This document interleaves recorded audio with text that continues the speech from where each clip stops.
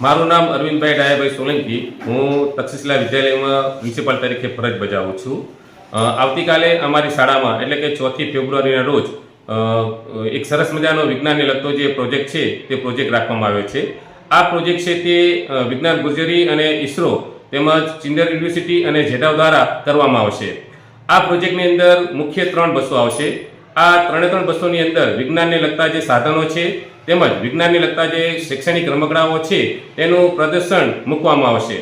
આ પ્રદર્શન જોવા માટે દરેક શાળાઓને આમંત્રણ આપવાનું થાય, જેથી કરીને અમે અમારા જે હળવદ તાલુકાના પ્રાથમિક શિક્ષણ અધિકારી છે તેમને અમે પત્ર લખીને જાણ કરેલ છે।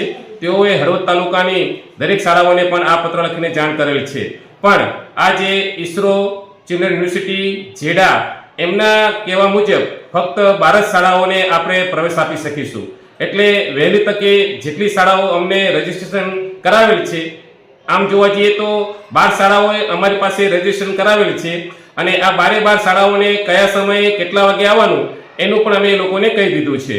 બીજું કે વિદ્યાર્થીઓ તેમજ વાલીઓ અને હળવદ તાલુકાના જે પ્રજા છે એટલે કે જે નાગરિક છે એ નાગરિકને જોવા માટે અમે ગેટ પાસનું પણ વિતરણ કરેલ છે। એટલે જે પણ લોકો અમારી શાળામાં અન્ય લોકો જે જોવા માટે આવશે, જેની પાસે પાસ હશે એ લોકોને જ અમે અમારી શાળામાં આ સ્પેસ ઓન વ્હીલ્સ તેમજ શૈક્ષણિક રમકડાનું જે પ્રદર્શન છે એ પ્રદર્શન જોવા માટેનું અમે એમને આમંત્રણ આપીશું અને એ પ્રવેશ કરી શકે છે। આનો સમય શું છે કાર્યક્રમનો?